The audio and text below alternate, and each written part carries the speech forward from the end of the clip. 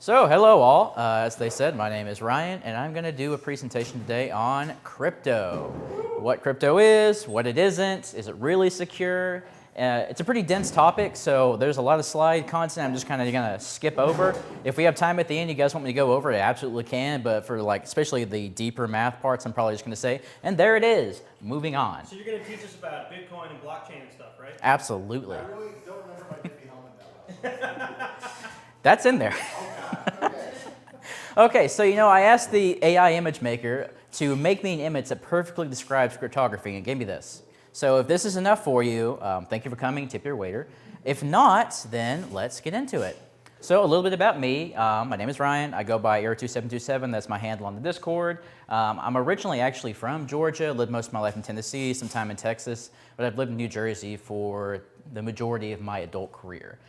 7 years in cybersecurity. I work with that guy over there. We do mostly penetration testing work, red teaming style of work. Sort of we do like the hacker who is actually working for the company to hack the company to do things so that bad guys don't hack the company later. That's the sort of work we typically do. Big fan of being outdoors. I do quite a bit of hiking, paddleboarding, all seasonal hiking. I think I probably go on like 15 to 20 hikes a year at this point. It's probably my main hobby. Quite love RPGs, although I don't really have as much time to play games as I used to. Final Fantasy XIV is my one, if anyone knows that one. And I have an almost irresponsible number of cats. If four is a pretty high number. So that's me. Not quite crazy cat person territory, but it's getting there. It's tipping. I don't know. I have a snake too. That's got to be a few more points on the scale. Yeah. Okay. So why crypto? So that's the really fancy way of saying it, but it solves an old problem we've always had. Let's say you're a guy, like a Roman general, like this guy here, and you have an important message you need to send to some other Roman general guy who's way far away. So typically what you're going to do in that situation is you're going to find a guy on a horse. You can give that guy on a horse a little message with the secret information on it, and you're going to tell that guy on the horse, go take that message to that guy. Problems with this. First one, environmental problems. Maybe it's raining, maybe the weather's bad, maybe he gets ripped out of his hand, maybe he gets struck by lightning, maybe he gets torn off by a river somewhere. Message goes who knows where. You're conquering a territory, the people there generally take a bit of umbrage to that, so you're probably going to have the issue if he runs into any of the natives, they're going to kill him and take the message. And also, maybe he's a bad guy. Maybe he's working for the other people. How do we solve this problem? Well, what if you could, yes? You tattoo it on the scalp of a slave. That is not just a weird joke. Is that where you're going with this? No, but I've never heard this solution. Oh, no. There was a famous story of two generals communicating, and the way they would do it is they would shave some guy's head, tattoo the message on his scalp, wait for the hair to grow back, and then send him to get the guy. And they would search him top to bottom, and there'd be nothing. And they would shave his head and read the message. It's a very long con kind of game. I have to. The story. It's cool. That's a great description of cryptography. Yeah. Take a plain message and hide it. The funniest thing about that to me is my first thought is, well, that's a security via obscurity. That's not a good system, but. True. So let's say to solve this system, or someone's scalp for that instance, like you put their head in the box, you say you have an unbreakable box that you have a key to, and you have a key and your general has a key. So you both have the key, you put your message in this little unbreakable box, you give it to your dude, he takes it to the other guy. So in this situation, maybe he does get lost to the weather, maybe he gets killed by enemies, maybe he takes that box right to the enemy. It doesn't matter, but they can't get in the box, can't read the message. That's what crypto is seeking to solve here, secure communication within an insecure environment. So what's the real key to good crypto? Yes, I use key. I didn't realize that till later. So there's a smart guy back in the 1800s named Kirchhoff. Kirchhoff came up with the principle that really embodies all of crypto, which is that the only secret information about a good cryptographic system is a key. Everything else about the system, how it works, the mathematics behind it, the operations, all of that is public knowledge. For a crypto system to be a good crypto system, that must follow Kirchhoff's principle. People have said this other ways. Shannon said it. The enemy knows the system. Basically, you should assume that whatever you're using to do your crypto is completely known. It should still be secure as long as the only thing is secret is the key. When I actually did this topic in college, my professor, Dr. Schuchard, said it would be funny to add his own little thing to it, just to add something to it, and so he called it, I'm put it here, Schuchard's axism. Security via obscurity isn't. The idea that your entire system should be known and it's still secure. That's good crypto. So because I'm not nearly as smart as these people and going to attempt to fail to be funny, I did my own. That I'm going to call Laborn's truthism. You're not smarter than everybody else ever. So the idea really at the core here is open source, right? You want your crypto system to be something that everyone knows how it works, everyone has been slamming against it for decades, everyone has tried to break into it, no one ever did it. Like, you may be a super smart person, you may be able to think of a super crypto system that relies on the secret way of doing it that only you know, but yeah, you might be real smart. Are you smarter than everybody else? Because if you have a crypto system that's been out for 30 years and people have been breaking into it for that amount of time and they never actually found a way to crack into it and they say it's secure, I trust that way more. So the core here really is open source, but really your crypto system, only the key is secret, everything else is known. So that's an overarching, what are some characteristics for good crypto? So the first one is it usually has to be something that's hard without the key. Hard in this case means computationally expensive. So if you can base it on some sort of mathematics that you could actually do the math, but the amount of time it would take you to guess from that math is generally speaking longer than it will take for the heat death of the universe. So it's not really feasible to do.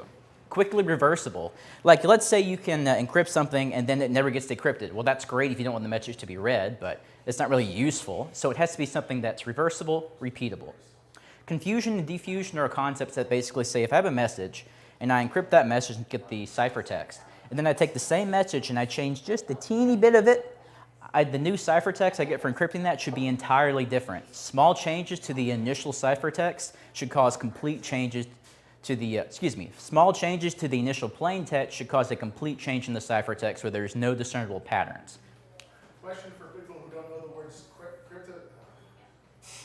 What's ciphertext? What's plain text? Okay, so a ciphertext is a plain text. So if I just took the okay. You just said the ciphertext is a plain text. I did. Thank you. A plain text is literally just something the way it was originally intended to be written. Like if I wrote the message, the enemy knows the system, that would be the plain text. If I put it in my crypto box and got out a ciphertext that looks like gibberish, so that's a ciphertext. The plain text is the message intended to be written. The ciphertext is what it looks like after you put it through your magical encryption system. Any more? Okay, so glass box design, we already talked about that. Everything about the way the actual mechanisms of the encryption work is known. That should all be known information. That way people have been cracking on it, everyone's tried to break into it. If it withstands that test, it's gotta be pretty good. So what makes great crypto?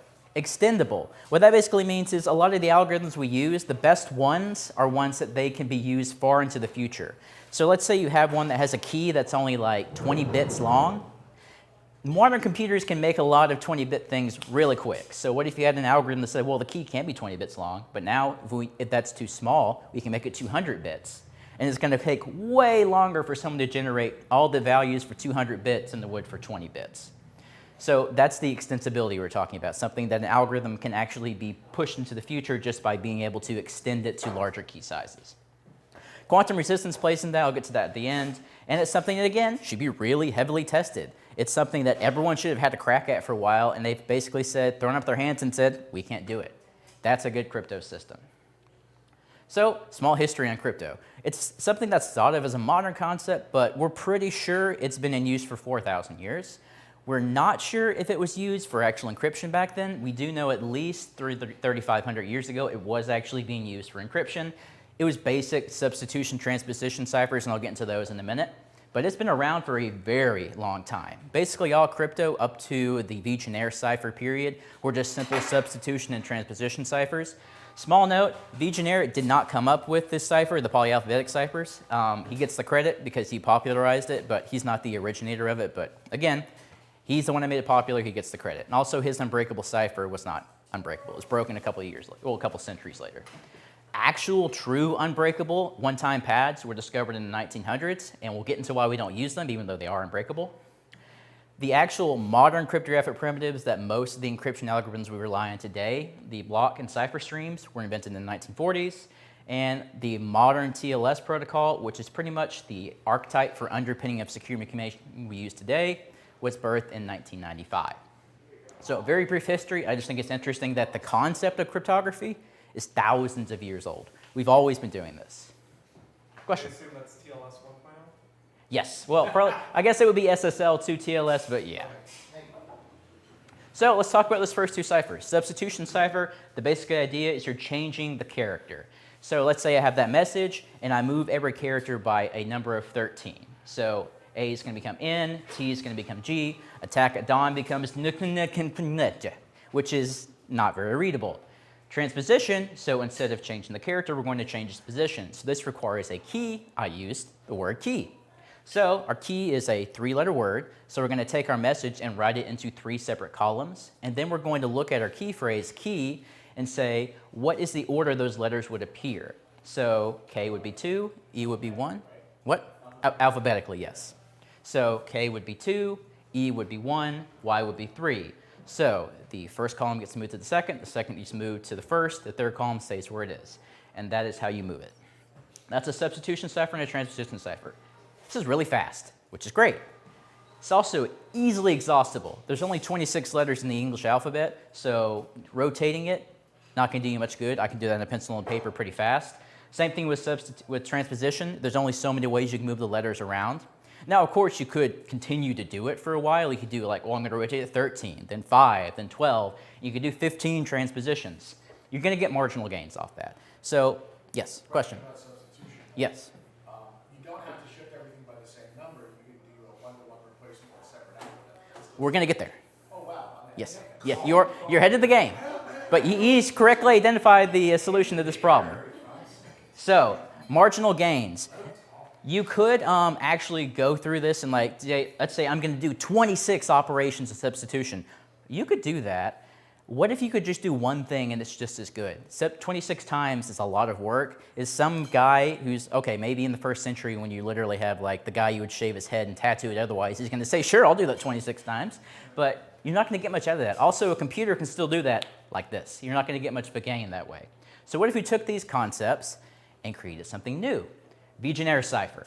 So the idea behind the V-generis cipher is we take that key concept and we take the movement concept again. So we have our phrase here, and then we're going to immediately drop all the spaces in our phrase. And then we're going to take a key phrase, in this case, hack. Now, obviously, my key phrase is shorter than my actual phrase I need to make from a plain text to a ciphertext, so I'm just going to repeat the word hack until it is the same length. And then I'm going to move them. So H is the, if you're counting from 0, 7th letter. So we're going to move O by 7. It becomes V. A is 0, first letter. So we're going to move the N, none. And we do this all the way down the line until we get our text. This is a V-generis cipher. This was the improvement. This is fast. Also, you basically have no limit on the keys. You can use any word. It doesn't have to be a word. It could just be a random scrambling of letters. That works real well. Problems. The incidence of coincidence. So the key is not very large. It's only 4 words. The issue you're going to have here is, by pure coincidence, if you have a large enough plain text that you are encrypting, just because the key is so small, there are portions of it that are going to be encrypted the exact same way. You can see that here. The phrase, the best, actually gets encrypted the exact same way. You are leaking information here. At best, they have an idea of how long your key phrase is. At worst, they could start to make inferences of, well, if those letters match that, it must mean this. And then you're going to get into something called frequency analysis and cribbing. Frequency analysis is every language has certain frequencies at which letters and words will appear. Like in English, the most common letter is an E. You can use that information, if you have a short key like this, to actually analyze the entire ciphertext and determine, well, that letter appears the most, probably maps to an E. And then you can go from there and expand that out, and you can actually recover the information. Cribbing is actually a tendency where if you know certain parts of the ciphertext were originally a certain plain text, you can actually make inferences off that. A very good example is in World War II, Bletchley Park. They actually, one of the ways they cracked the Enigma code that was used by the Nazis was they were actually able to know that when they sent out their reports that were encrypted with Enigma, the weather information was almost always in the same spot. So they knew in the ciphertext that particular part was almost certainly the word weather. So if you know what a portion of the ciphertext is going to be, and you know where to, or excuse me, if you know a portion of the plain text, you know where it's going to appear in the ciphertext, that's a crib. You can usually use that information to infer a bit about the key. So, not great. At the same time, you could improve all of this if you had a longer key. Enter one-time pad. So, a one-time pad is a V-generis with some improvements. The key you're using must be at least as long as your plain text. You cannot reuse any parts of that key. The key obviously has to be a secret, and the key must be true random. What is true random? There are complex mathematical functions that satisfy true random, that these satisfy. That's all you really need to know about it. This is truly unbreakable. That's great. It is actually unbreakable, mathematically proven you cannot break a one-time pad. The issue, true random is extremely cost prohibitive and time prohibitive. To make true random, it's really, really hard. As an example, one way that they tend to make it is they'll send up a weather balloon. That weather balloon will measure the radioactive decay of ions in the air, and that radioactive rate of decay is how they will actually get values for true random. That's hard. If you want to make an entire code book off that, that's a lot of money. But let's say you did that. Let's say it's, I don't know, the Cold War. So you go up and you get your random value and have a little book of like, I don't know, 20 pages of true random characters. You have one, your spy has one. Great. One day your spy dropped their book in the park, key is known, broken. All that money, all that time, worthless. So that's why we don't use one-time pads.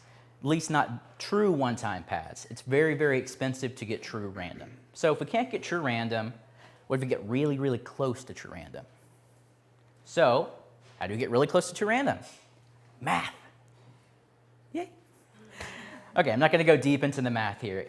It's something called pseudo-randomness. So basically the idea here is while getting a large amount of true random is expensive, tiny amounts are cheap. So what if we took those tiny amounts of true randomness and we used them to generate something that was indistinguishable from true randomness?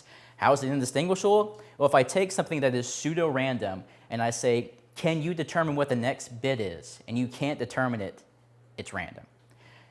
That's basically what the big principle here. Kirchhoff's principle holds. We're taking a little bit of randomness, but the actual way you're generating pseudo-randomness is completely known. So the only thing here is that key, that random phrase at the beginning you seed your algorithms with. And from this concept we get cryptographically secure pseudo-random number generation, which most of the time you'll just see as RNG, or PRNG if they're being fancier about it. So using these, we typically get two different forms of crypto that we use in the modern era, and those are cryptographic primitives and math problems that are hard. And we'll get into those first ones. So first, a bit of a side topic. Are P and RG secure? Well, thank you. Functionally, yes, they are absolutely secure. Use them. We all use them all the time. Factually, they are probably secure. So those cryptographic problems that rely on things being hard, what that basically means is there is no way for those hard problems to be done in non-polynomial time. You can solve those hard math problems with a polynomial function. So a polynomial is just like, x equals 2, 3, whatever. Anything that doesn't x equal 1, that's polynomial. Linear is x equal 1. So there's a concept in mathematics asking, can you map all polynomial functions to a non-polynomial function? And no one has ever proven or disproven that. We are pretty sure you cannot map a polynomial function to a non-polynomial function, or at least not all of them. But it's never been disproven. If it was ever proven that P equals NP, that would actually break all of that math. Again, probably not the case. It's been a problem for a long time, we're pretty sure, but just it's technically not 100%, and I think that's interesting. So, back to ciphers. So, what are ciphers? We're creating a new cryptographic system here. We have our pseudo-random key. We have a cipher to introduce confusion and diffusion into the system. So in this case, you're taking your plaintext, you're performing an XOR operation with that plaintext and the key, and then you're stringing it through your cipher that's going to do multiple complicated math operations on it that are going to add the confusion and diffusion. The idea is that no matter what changes you make to the plaintext, even if it's a marginal change, the ciphertext you receive will be completely different than any other copy. So that adds our confusion and diffusion. There are two types of ciphers. There are stream ciphers, there are block ciphers. The only difference is a stream cipher will do it the message byte by byte by byte by byte. A block cipher will take that message, break it into equal-sized chunks, and then it will do each block by block by block. There are marginal differences between the two. Generally speaking, it is easier to implement a block cipher, although they are more computationally expensive to use, and stream is typically the reverse. I'm going to focus more on block ciphers because most of the most well-known and used algorithms out there use block ciphers, but stream ciphers are in use. There's nothing wrong with them. They're used as well, but I'm going to focus more on block. So we have confusion and diffusion. We have a random key, and it is all known information. Where do we go from here? Well, there's a couple of problems with just using a cipher this way. So we have some operational modes of a cipher. First one is something called the electronic code book. And that's literally just you take your plain text, you take your cipher block, you plug your key in, you push your plain text through, you get your ciphertext out. Problem with this, if you are encrypting something in blocks, if any of those blocks are the exact same thing, you're going to get the exact same value out. So let's say I was encrypting 20 blocks, 5 of those blocks are the exact same thing, 5 of those ciphertexts will be the exact same thing. So you're going to leak information this way. There's actually a very famous example. So here we have Linus the penguin, and you can see that is Linus the penguin when he's been encrypted with ECB.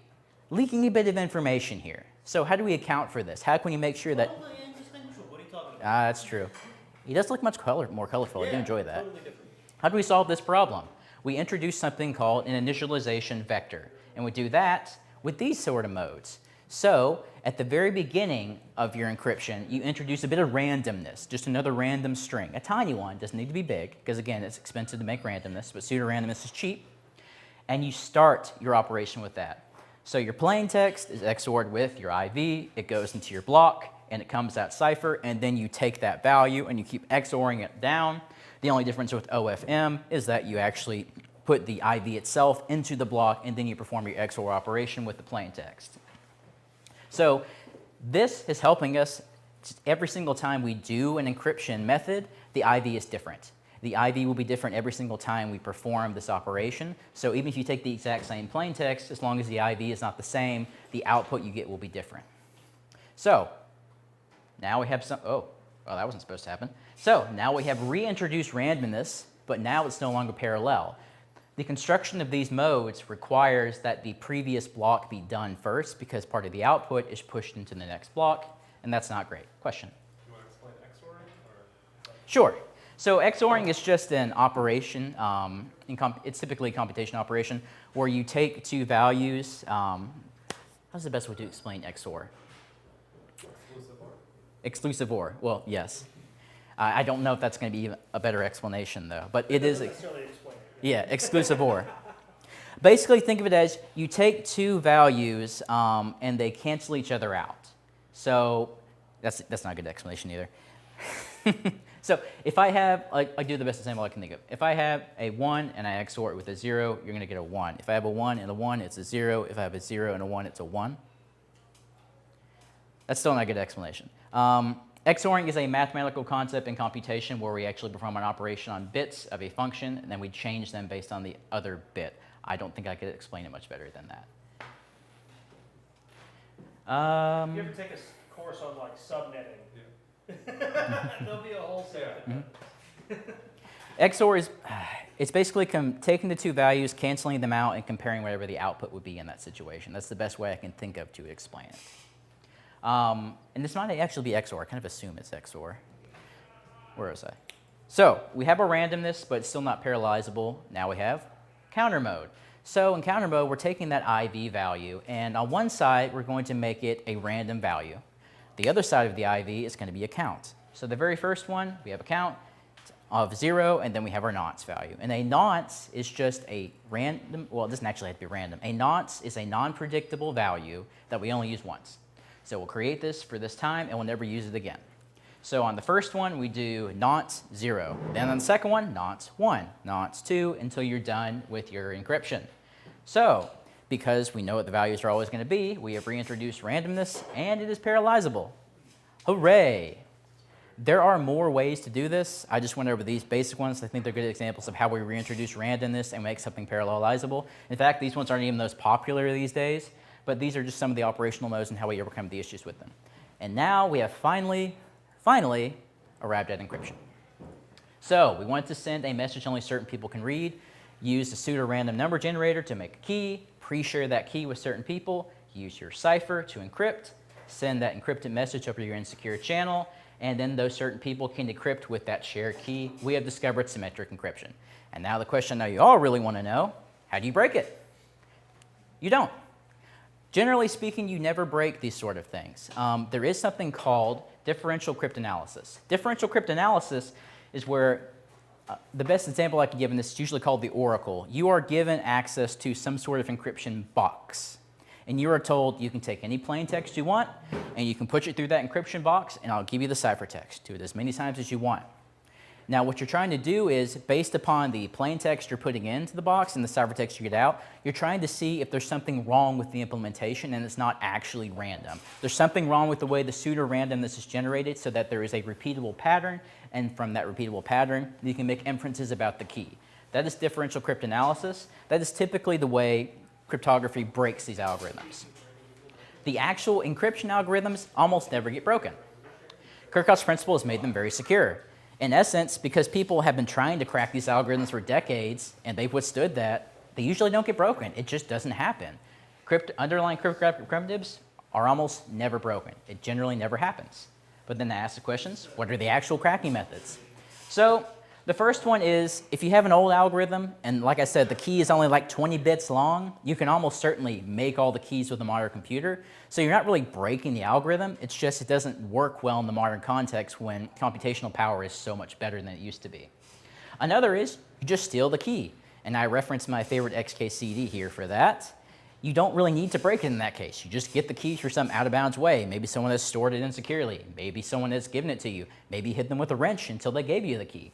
The other one is you steal the password. A lot of times when you have something that encrypts things for you, keys are hard to remember because they're basically just randomly generated bits of information. No one's going to remember 512 different characters, but they will remember a password. So if you figure out that password, then you can use that password, plug it into whatever system you have, that use password, confirm the password, it'll grab the key, do the decryption. So when people talk about cracking encryption, they almost certainly are using old algorithms. They've just brute forced the key. They've gotten a copy of the key, or whatever system software was using encryption had a bad system and you got the password. You don't actually crack the encryption the majority of the time. It does happen rarely, but the majority of the time people don't actually crack the encryption itself. So, we solved our problem. We can now secretly and securely share information. Except, how do we know if someone modifies our message? Remember, the attacker knows everything about the cryptography we're using, how long the blocks are, how it's implemented, they know all of that. They can't modify the message, they can't change the information, but they could break the message. So what if you send this message? What if the attacker sees you sending that message, and they break off a bit of it, and then that message becomes this? That's a problem.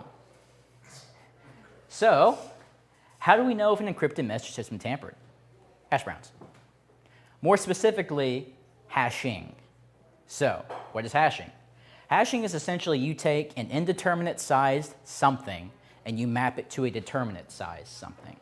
That's what hashing is in a nutshell. The key things about this is non-reversible as far as we know. In cryptography anyway, which means if I take a value and I hash it and I give you that hash value, there is no known mathematical way to take that hash value and make it the original value again. It's a single one-way function. It's also deterministic. If I hash a value, it'll always give me the same value out as long as I use the same algorithm to hash it and the same protocols to hash it. You can key a hash. Most popular hashes are not keyed.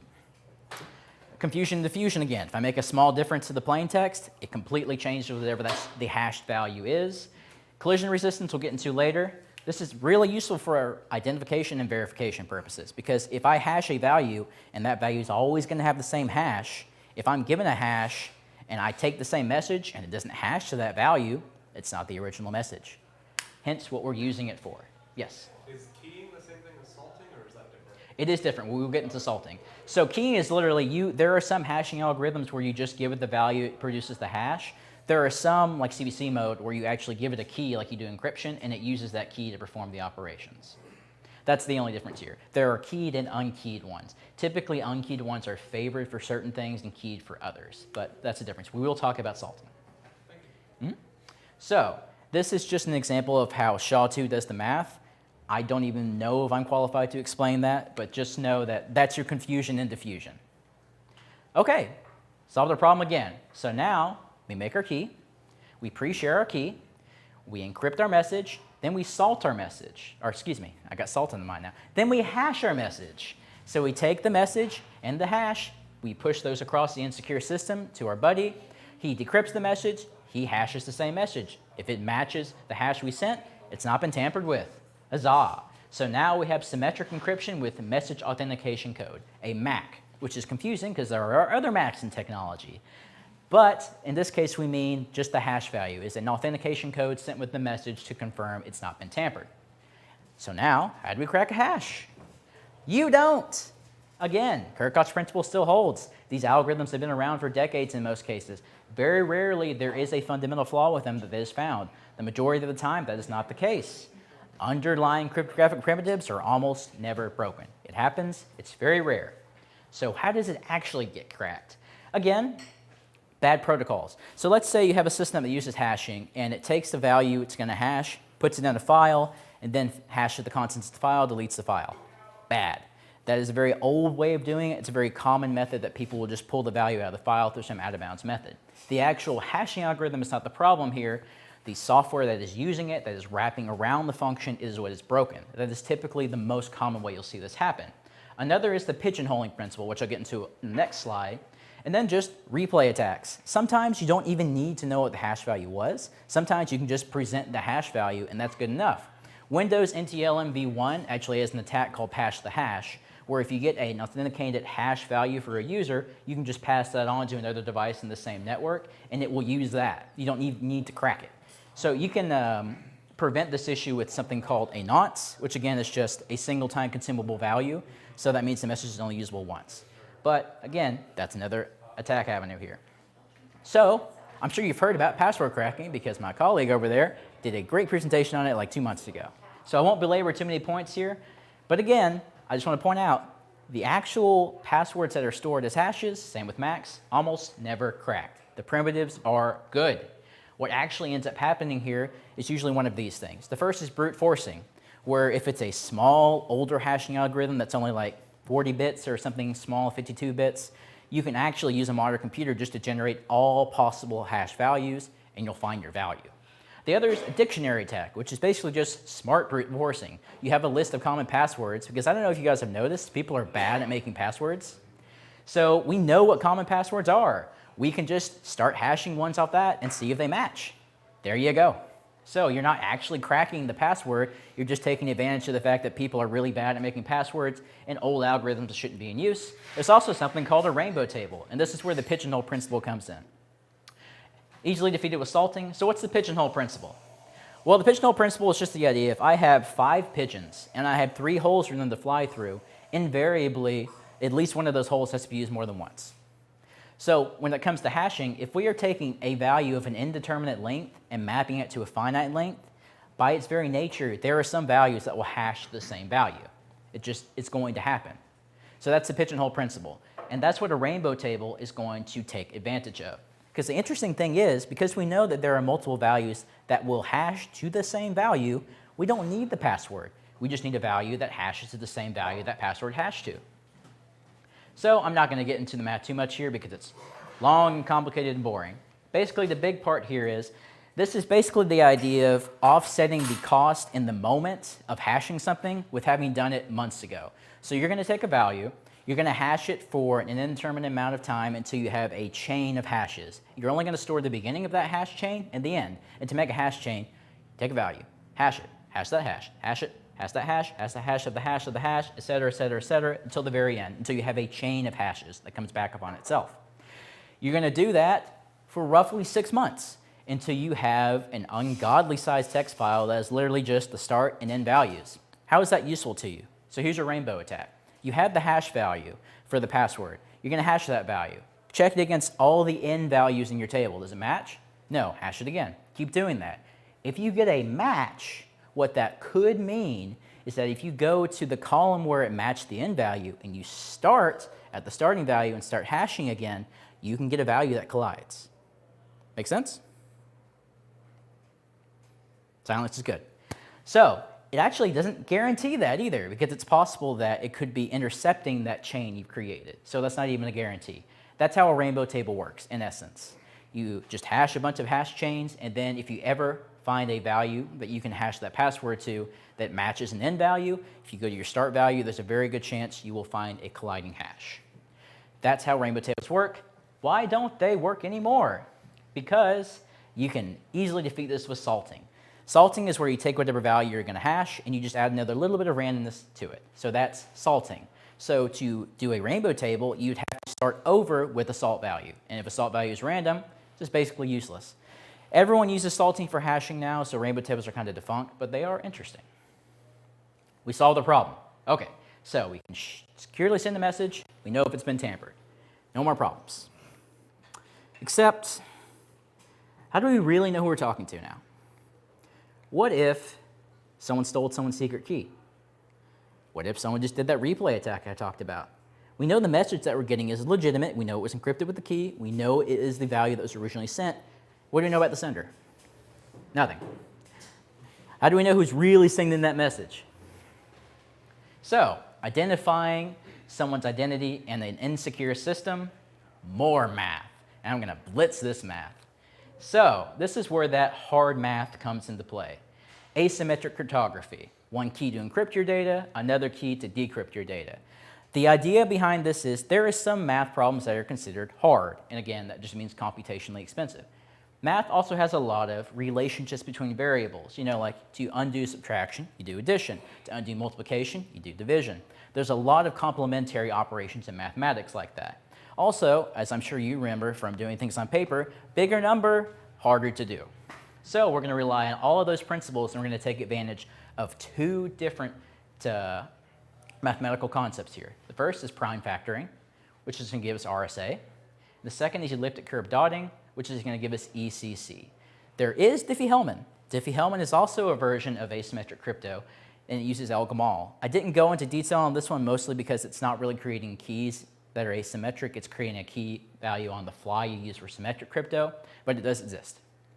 So, 10,000-foot view, because this is math. RSA, basically you need to know this. You take two numbers that are prime, that are very large. When I say very large, I say a number that is referenced in size by over 1,000 bits is how you represent the number. Take two of those large primes, you multiply them together, and you get a value, excuse me, of n. You perform some math on that value of n, using those two prime values, and you get a value of e and d. You use those values of e and n to perform your encryption. You use the value of d and n to perform your decryption. The private key holder has that d value, and the public key holder has the e and n values. It is very, very, very difficult to determine what the value for d is without those initial two prime values. And all you have is the product of the primes. So to figure out what those primes are, you got to factor a number that is usually somewhere between 2,000 and 4,000 bits long. Hard.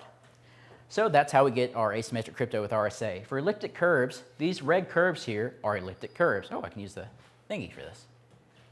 So there's a concept with elliptic curves where if you start at a value on a line for an elliptic curve and you start making a line towards another value, you will only intercept that curve in one other spot. So in this case, we start at A and we're making a line towards C. We intercept one more spot here. Then from there, we draw a straight line to the opposite end of the curve, and we get the value D. That's dotting. That's all dotting is. The interesting thing about dotting is you can just keep doing it over and over again. So now we start at A again, and we're pushing towards D. We intercept here, drop down, we get E. You can just keep doing this forever. So to make our key, we'll tell you, you started at A, you ended at value Z. How many times did you dot? Can you figure that out? Not really easily without knowing the exact number, which is our private key. Our private key is the value of n, the number of times you dotted. And your public key is the start value and the end value. There's basically an infinite number of times you could have dotted to get to any end value from any start value. Thus, really, really, really hard to figure that out without knowing the private key value. Asymmetric crypto, hard math. Some comparisons of security here. This is basically just saying like the trade-off between time and security here. We have symmetric cryptography on the left, we have RSA in the middle, and we have elliptic curve on the right. So for example here, if you wanted to have a 128-bit symmetric key value to get comparable security in RSA, you need a 3072-bit key. You'd only need 250 bits for elliptic curve. Generally speaking, elliptic curve is more efficient overall. Most people tend to use that for asymmetric crypto these days. It's almost certainly quantum secure as well. Also, there is a version of ECC that was almost certainly intentionally backdoored, and it was used by a very large company for a long time, possibly at the behest of a government, to make sure there is a backdoor in that protocol. That's not been proven. It's very likely just an example that even though ECC is better, always strictly consider the protocols for the encryption you're using, because sometimes they're not broken, they're intentionally backdoored. Something to consider. Yes? Does that have to do with magic numbers, or Yes. is that different? Okay. Yeah. Basically, the way that they generated the prime values was not actually random, and people noted this, and if you were a smart person who knew what they were doing, you could probably infer how to get, generally speaking, the prime numbers you're going to get. And I didn't really go into this. ECC uses prime values as well, but it uses it for scoping. So that's your comparison. And I know the question you're probably asking as I've gone in this math diatribe, why do you even care what does this have to do with verifying identity? Getting there. So encrypt with a private key can be decrypted with anyone with a public key. And of course, because this is based on a complementary operation in math, you can also do the opposite. If you encrypt it with a public key, only the person with the private key can decrypt it. So we have a value, and it's been encrypted with the private key, and we decrypt it with the public key, then we know that that must have come from the owner of the private key. We ensured the message sender was the private key sender. If we take a value and we encrypt it with the public key, we know that only the person with the private key can decrypt it. We've ensured the value of the message receiver. Huzzah! We have finally solved all the problems. We receive a public key from the people we want to talk to. We generate our own key. We encrypt that public key, or excuse me, we encrypt that key with the public key. We hash that value. We send it over to the person we want to talk to who owns the private key. They decrypt with the private key. They hash that value. Does it match? We use that key that we just sent across to each other with symmetric cryptography to continue our communication. Huzzah! Now I know you're going to ask again, how do we crack these? And at this point I'm going to ask, do I even really need to belabor the point? Cryptographic primitives are almost never broken. They are very good. Kirchhoff's principle, open sourcing, it works very well. You do have the same problems here that you have with symmetric crypto. You can do differential cryptanalysis on this, and you can have algorithms that just phase out because they're too small. But generally, the primitives themselves, not broken. It's the implementations and using old school algorithms. Now you might even be asking, well, with asymmetric crypto, you can prove the person who was sending the key. So why would you even use symmetric crypto? Efficiency. It takes a long time to generate an asymmetric key compared to a symmetric key. You saw those key sizes, especially for RSA. It just takes longer. So if you have to generate a new asymmetric key every time you want to talk to somebody, it's way less efficient than if you just use it for the initial verification and then you use symmetric keys to talk for the rest of your time. That's it. Solved it. We really solved it this time, okay? So, I think you're lying. of course You're not. about to drop something else, aren't you? Okay, maybe I am. Okay, maybe. Fool me 4 times. I know. Shame on you. Here's the thing. Do we really know who we're talking to? All we've really done now is we've confirmed the person holding that private key. What if someone comes up to you and says, hi, I'm Bill.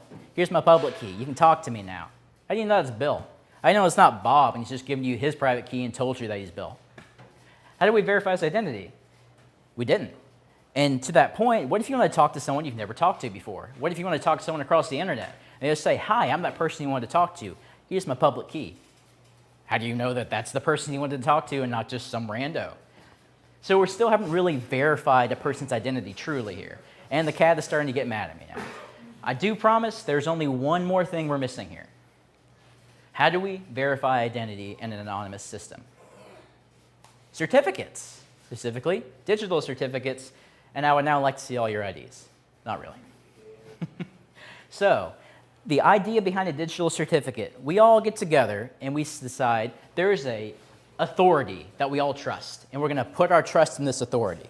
All right? Now, this authority is going to go around and it's going to verify all of our identities. It's going to go up to you and say, hey, are you really space meat on that thing? Is that really you? And then after he figures that out, he's going to, okay, you are. Now I'm going to give you a certificate. Now, so this guy's going to actually go around, independently verify our identities, and we've all agreed to trust him. And then he's going to give us a certificate. That certificate's going to have a couple different values on it that you can see here on the screen, but the key one is going to have your key pair. So what you can do is you can make one copy of that certificate that has your private key that you'll hold on to, then another copy that's got your public key, and you give that to everybody. You give everybody that value with the public key. So then when you want to talk to somebody, you say, here's my public key. It's been signed off by that guy we agree is legit. And you look at that and go, well, okay, that must be legit. Only you could have the private key. So that's how that works for us. Essentially, all we've done here is we've contracted out the idea of verification. Oop, almost dropped that. Just throw that, it's fine. I'll try not to. I It's not promise. like it's brand new or anything. Yeah. So, virtually every network device in the world uses this. If you go on your computer today, which is where I pulled these, you'll find a certificate manager of some sort, and it will have hundreds of these. Little certificates from all these people saying they are who they say we are. So you might be asking the question, well, if billions of devices are networked and they're all using this, how does this work at scale? Public key infrastructure. You have registration authorities, certificate authorities, validation authorities, and it works basically just by the example I gave you. Person wants to get a certificate. Person goes to registration authority. Registration authority IDs that person, verifies, okay, that is who they say they are. So then they go to the certificate authority, say, that guy wanted this certificate, he is who he says he is, give him a certificate. Certificate authority says, great. They give that guy his certificate, and they give a copy of the published certificate to the validation authority and say, this is legit certificate. So now whenever you talk to that guy, he's going to hand you his public certificate, and you're going to look at that with very auspicious face and say, okay, you're going to hand that to the verification authority and say, did you issue this? Is this legit? They're going to look at it and go, yep, it's legit. Okay, so that must be the guy. So congratulations, you've identified it. Now again, that's a very simplistic example. There's a lot of ways you can suss this out. For example, like one organization can hold all these roles. You can think of it a lot like a DNS hierarchy. So you have a smaller sub-company that will actually, organization. And that organization will issue certificates for their websites, and they'll be back, all of their certificates will be backed by an intermediate company that's like a smaller regional operator. And then that smaller regional operator certificate will be backed by some huge certificate till you get to like some huge corporation. And you can actually example of this here. These are called certificate chains. So you can see we have insecure.org, and they are backed by DigiCert EV Code, which is backed by DigiCert High Assurance. So you just have a chain of companies that we're all trusting here. So, side topic. Did we just put all network IDing in the handful of a couple corporations of the world? Yes, we did. Have these corporations ever been compromised? No. Yes, they have. So, real talk here. It's a hard problem. At the end of the day, making sure you can verify people's identities like this, it's really hard. That's why we use these PKI infrastructures. Because dispersing those public keys to everybody, validating their identities over billions of devices, hard. Not really many good solutions. There are alternatives. And on top of that, you've got an expense problem. Yeah. Right? So like that true verification where I've verified you are in fact Ryan. I've seen your ID or whatever it is that I've done to prove it, means that there's a certain level of work that has to go into that. Absolutely. Which means it costs money. Yeah. Average Joe who wants to set up a website that has a DLS certificate on it, who, by the way, you're effectively required to have now, otherwise search engines de-index you. Yeah, they do now with HTS, Don't yes. have that kind of money, right? A VeriSign cert, last time I did this, was in the order of hundreds of dollars. Mhm. Like a truly vetted VeriSign cert. Mhm. But then you have Let's Encrypt that's free, right? So somewhere in there, there's like levels of security. Mhm.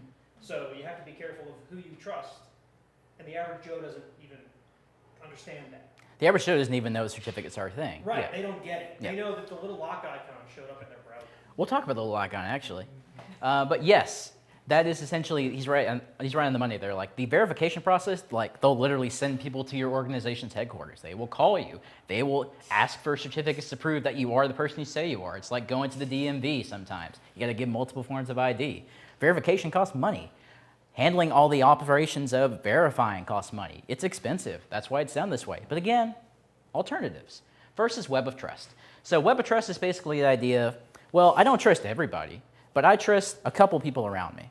So they're all legit to me. Now, one of those people around me says, well, I trust that guy over there. He's legit to me. I say, well, if you think he's legit, he's probably legit. So you're basically playing a game of 7 degrees of Kevin Bacon here. You're going out to a certain point and saying, well, if my chain of trust reaches that person through people I consider legit, they're legit. Now, of course, the further out you go, the shadier that trust is going to get. At the same time, you don't have to go very far. I don't remember what the concept is, but it's basically the same one that 7 degrees of Kevin Bacon is. Most people are never more than 10 relationships away from a person. I think it's actually 7. You can actually find most people, if you talk and say, you know these people, you can find a relationship between any 2 random people in the world, and it's typically no more than 7 people. So this concept can actually work, but you got to spend all the money and time to do it.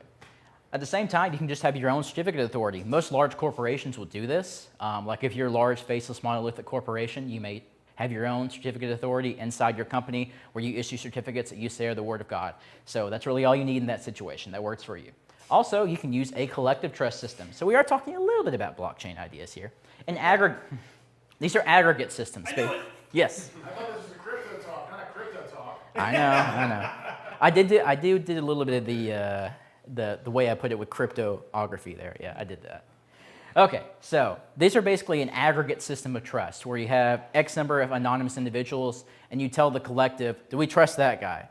If at least half says yes, congratulations, you trust that guy. That's how most aggregate systems that rely on blockchain work. Interesting thing about those, easily broken with something called a Smurf attack, where if you control over 50% of the system, you can do whatever you want because you have majority. So the question is, do you really think it's one person? Because if there's an infinite number of people that can join, maybe someone has 50%. So this is how we do it. Not great, but this is basically how it works. So now we have our solution.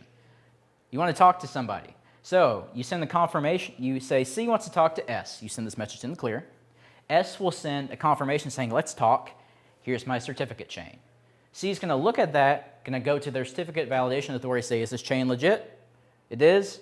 Okay, great. Now I'm going to make some symmetric keys. I'm going to encrypt them with the public key from that chain, and I'm going to send them back over. And then you're going to decrypt it, check the hashing values, and then if it all checks out, we can now communicate securely. We have just talked about transport layer security. TLS. This is how it looks, and it is a beautiful thing. This is basically the precursor and the underlying framework for how all modern secure communication on the internet works today, TLS. It's of course been improved over the years to much better versions, but at its core, this is what happens. I promise we solved it this time. Okay. We have created a method for secure communication where we validate someone, we validate the message, and we have a secure message we can send. We have done it. In fact, in a system where you're only doing single-side verification like the internet, you don't even need to use hashes in the beginning because you don't really care at that point. If the server that you're trying to talk to doesn't care who you are, you just want to validate the server. You don't even need to do hashing at the beginning. You don't even need to use your own certificate. You just need to verify their certificate. What if I need to be validated? You can do that. We all do like a little validation. TLS is one of many standard protocols for doing this. I picked it because it's the biggest one. It's the original, basically. Well, SSL is the original. It's kind of, it's the biggest.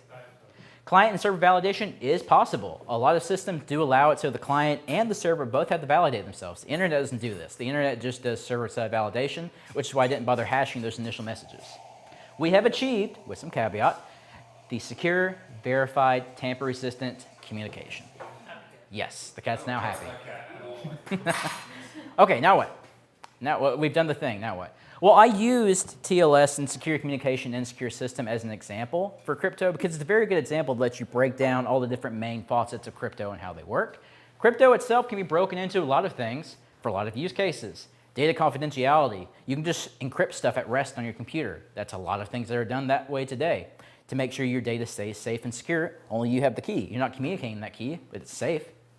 Data integrity. Hashing. You can hash anything. If the value of the data, if the hash doesn't match whatever the data was originally sent as, it must have had something happen to it. Oh, come on, Windows. Windows is the worst. Don't use Windows. Authentication purposes. So we have those public-private keys, but also the certificate itself. We can use it at a micro level. Maybe you're inside an infrastructure. I'm going to issue a certificate to you, the person. You can put that on the machine. Use that for validation. Attribution. Well, if this thing is signed by a private key that only you can have, you sent it, didn't you? You can no longer say, I didn't do that. Well, it's signed with your signature, so who else did it? Someone hacked my email. It wasn't me. I do love that argument. Distributed systems. We already talked about that with blockchain. You can use something like hashing to use a distributed system if everyone agrees this is the method that we're using. If you just keep adding hashes to make sure it stays integral, just make sure the integrity of the system stays intact. On. Let's do some more practical examples here. VPNs. You use a VPN, it uses encryption, basically uses a fancy version of TLS. HTTPS on the internet. That little lock icon, that's HTTPS. HTTPS is just HTTP with the TLS added on. Public blockchain. Most public blockchain systems, they use encryption.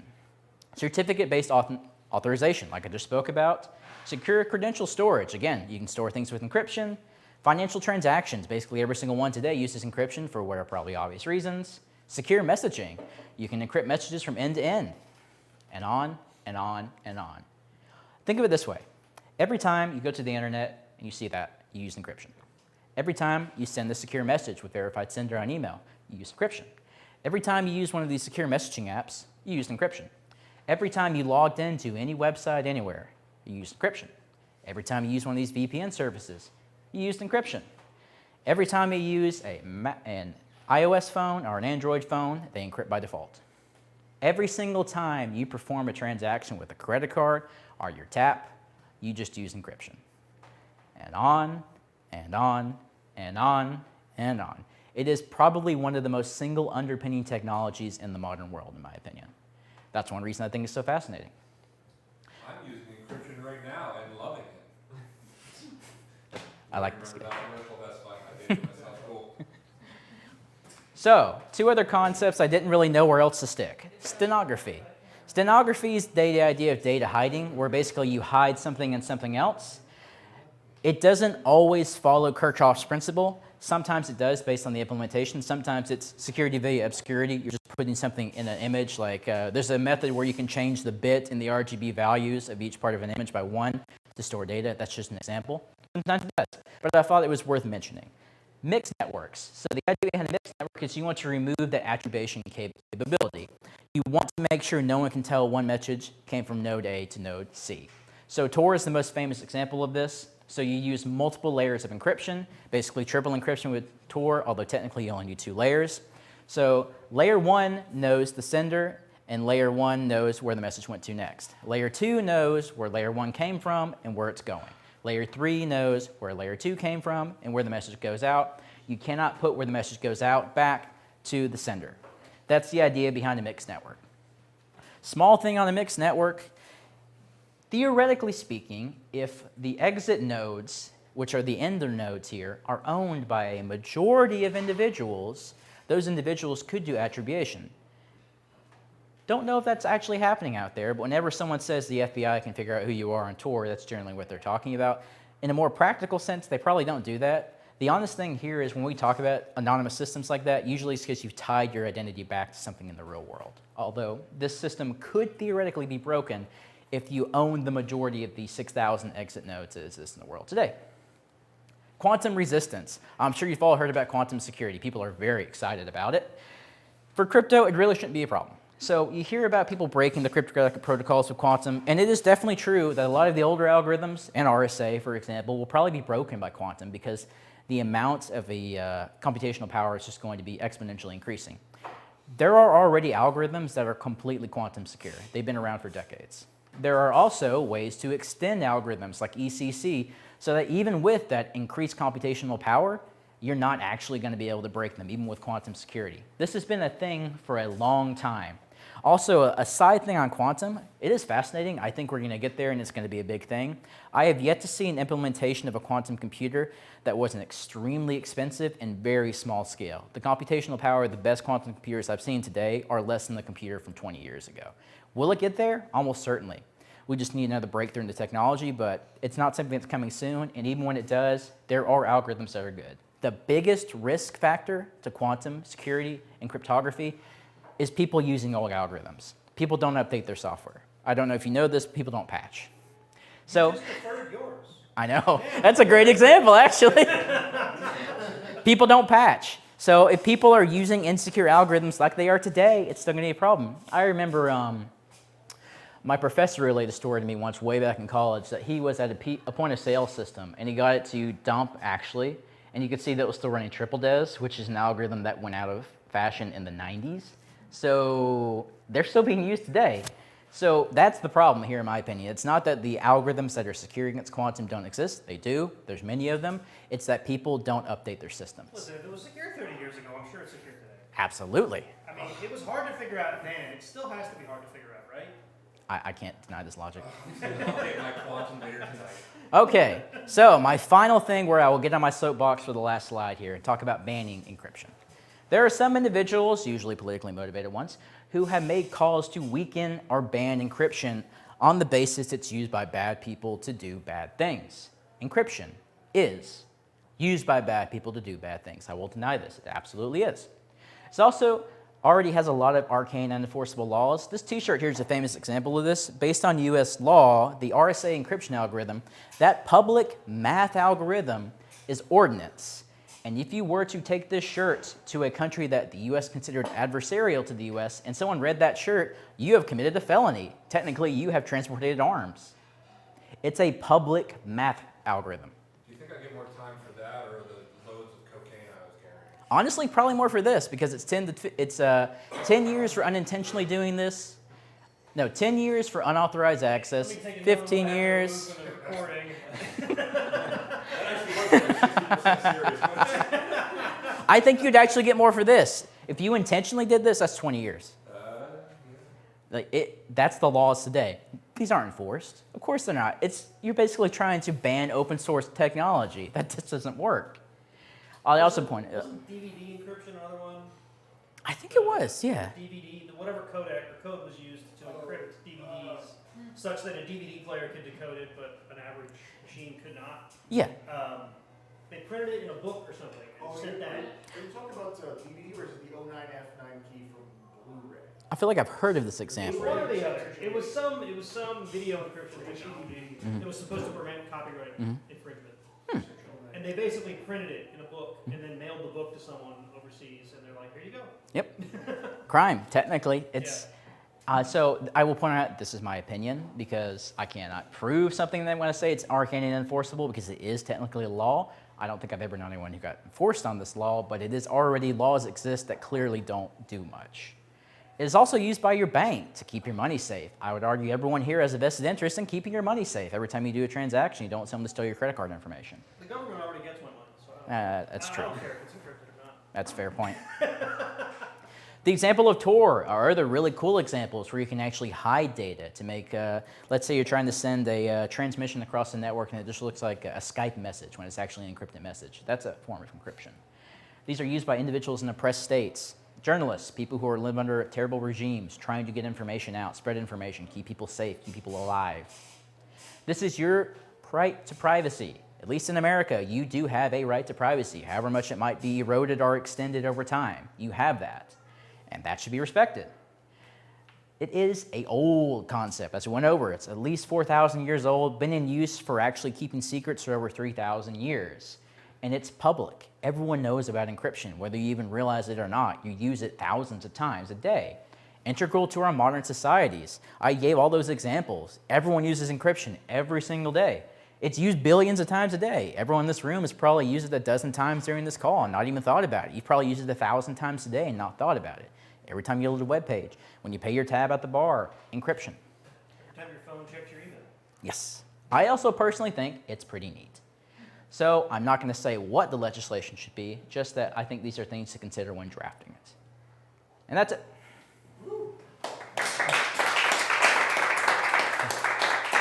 Thank you. That was a remarkably well-crafted talk. Yeah.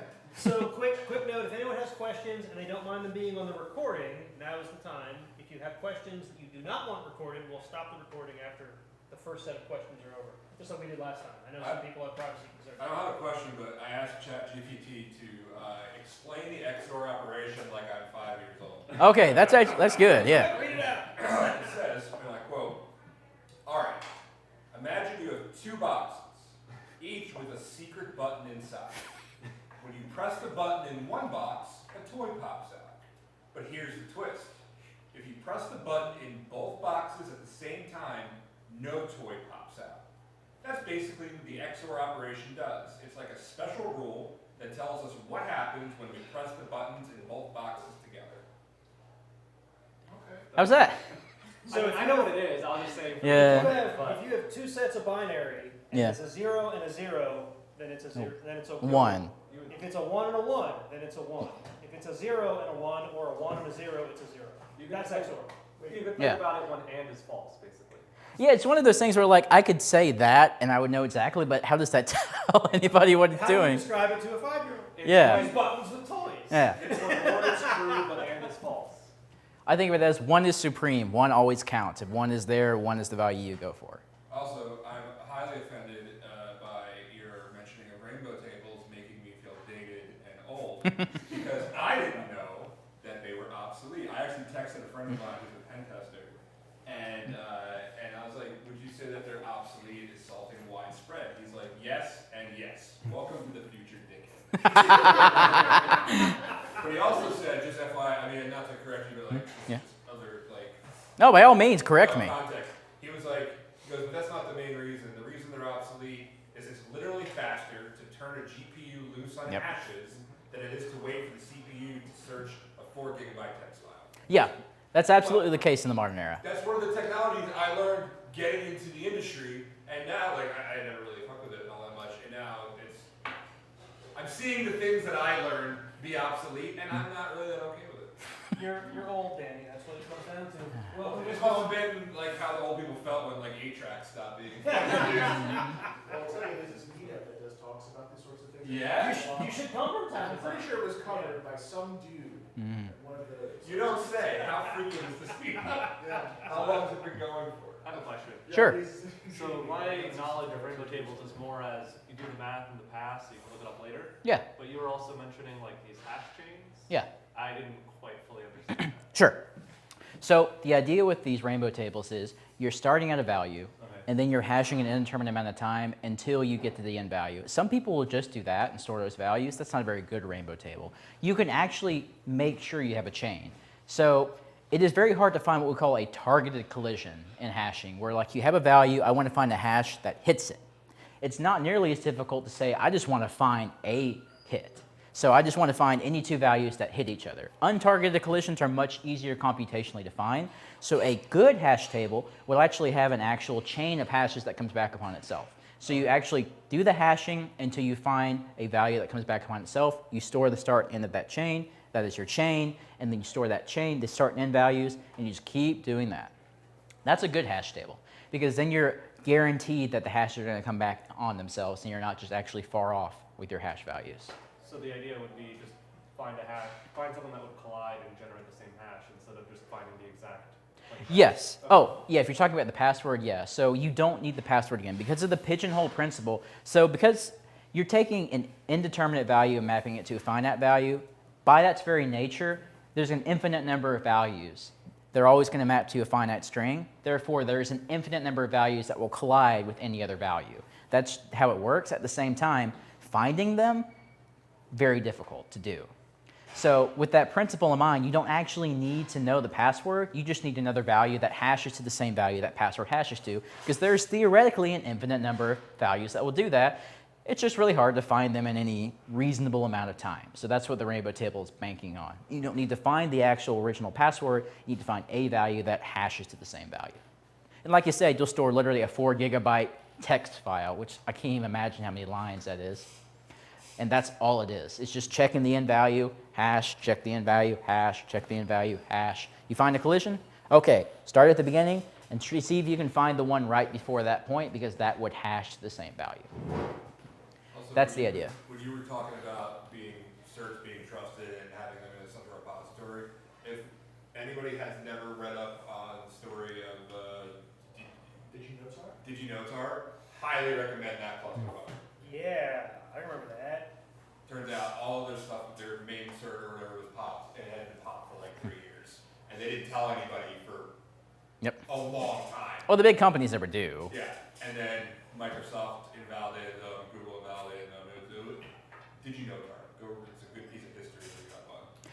Yeah, it's a fascinating thing to me that at the end of the day, you never really got around the problem with encryption. You still have to have a secret key, and you still got to ask someone to validate them for you. At the end of the day, you're still relying on somebody else. It's the best system we have, though. It's Yeah. Would you then have to go to the blood bank or something to validate the blood? Oh no, we just put it in the back of my truck. Oh, okay, okay.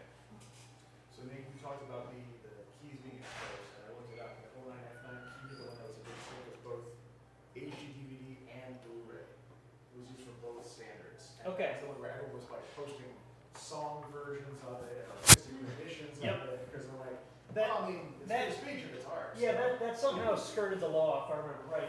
It was free speech or freedom of press or something. Yeah. I as opposed to hitting export laws. Right. Yeah. This was a very good. Are you going to give this elsewhere? Have you given it elsewhere? This is the first time this has ever happened. This is very, very good. Thank And- you. And I usually like blank out after a certain amount of crypto talk. This is very good. Yeah, I think the issue is when most people hear crypto, they think, okay, cryptocurrency, I'm No, done. those people are not welcome here. We had one. Yeah. Had one time. Presentation gonna be on the Discord or something? So I've recorded it. We have a channel on PeerTube. I have yet to create our YouTube channel, but it'll probably go there when we make it. But I will share those links in Discord once they're up. This is really cool. This is like a good if you would submit this to like a B-Touch charm that's very student centric. B-Touch charm has a great student population like this every year. Or even people that have been in, like me forgetting my rainbow tips. I would sit and watch this. This was very good. Thank you. The only other one I will go over again is I actually learned something when doing research at this presentation. I didn't know that there was an ECC algorithm implementation that was likely backdoored.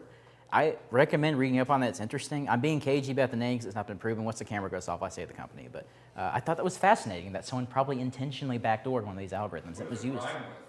Rhyme with? Well, if we're done with questions, I can stop the recording. How's that sound?